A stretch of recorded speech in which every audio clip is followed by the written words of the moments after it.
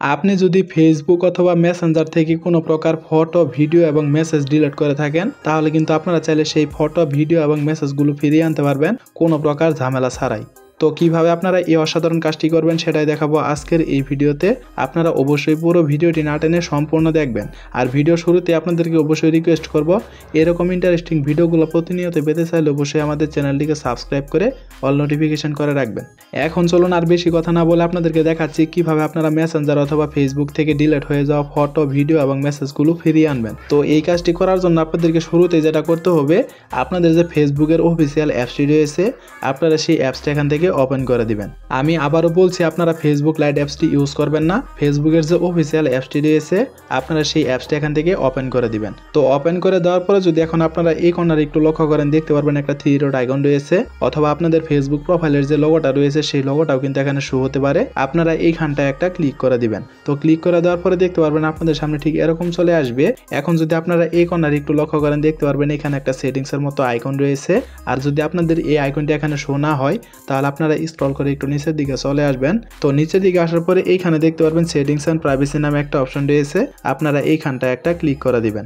তারপরে যদি আপনারা এইখানে একটু লক্ষ্য করেন, দেখতে পারবেন সেটিংস এর একটা অপশন রয়েছে, আপনারা এইখানটায় একটা ক্লিক করে দিবেন। এখন আপনাদেরকে যেটা করতে হবে, আপনারা স্ক্রল করে একদম শেষের দিকে চলে আসবেন। তো এইভাবে করে আপনারা আমার মতো একদম শেষের দিকে চলে আসবেন। তো শেষের দিকে আসার পরে যদি এখন আপনারা এইখানে একটু লক্ষ্য করেন, দেখতে পারবেন ডাউনলোড ইউর ইনফরমেশন নামে একটা অপশন রয়েছে, আপনারা এইখানটায় একটা ক্লিক করে দিবেন। তো ক্লিক করে দেওয়ার পরে দেখতে পারবেন আপনার সামনে ঠিক এরকম একটা ইন্টারফেস শো হবে। এখন আপনাদেরকে যেটা করতে হবে, এইখানে কন্টিনিউ এর যে অপশনটি রয়েছে আপনারা এইখানটায় একটা ক্লিক করে দিবেন। তো ক্লিক করে দেওয়ার পরে দেখতে পারবেন কিছুক্ষণ লোড নিয়ে আবার আপনার সামনে ঠিক এরকম চলে আসবে।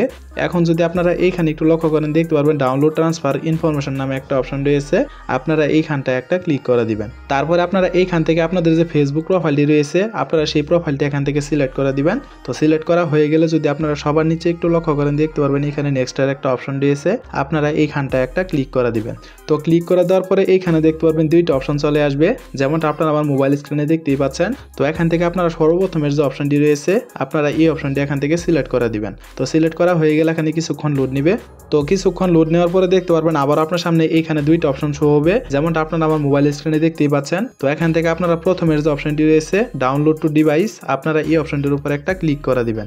তারপরে যদি এখন আপনারা মাঝখানে একটু লক্ষ্য করেন, দেখতে পারবেন এখানে ডাটা ডেন্স নামে একটা অপশন রয়েছে, আপনারা এইখানটা একটা ক্লিক করে দিবেন। তো ক্লিক করে দেওয়ার পরে এইখানে আবার কিছুক্ষণ লোড নিতে পারে, আপনারা একটু অপেক্ষা করবেন। তো কিছুক্ষণ অপেক্ষা করার পরে দেখতে পারবেন আপনাদের সামনে নতুন একটা ইন্টারফেস শো হবে।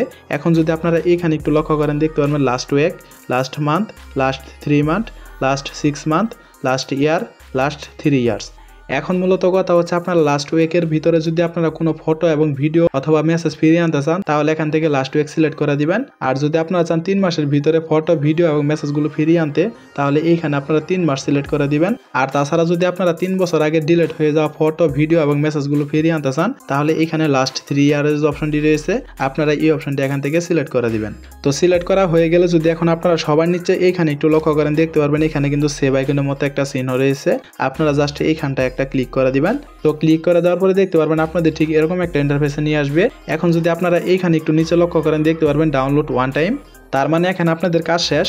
এখন হয়তো আপনারা অনেকেই বলতে পারেন এই ফটো ভিডিও এবং মেসেজগুলো আমরা কোথায় পাবো। তো যারা যে এখান থেকে ফটো ভিডিও এবং মেসেজগুলো ডিলিট করেছেন পুনরায় কিন্তু সেই জায়গায় কিন্তু আপনাদের সেই ফটো এবং ভিডিও মেসেজগুলো ফিরিয়ে আসবে। তো বন্ধুরা মূলত এই ছিল আমাদের আজকের ভিডিওটা যদি আপনাদের কাছে একটু হেল্পফুল মনে হয়ে থাকে তাহলে অবশ্যই ভিডিওতে একটা লাইক করে দিবেন।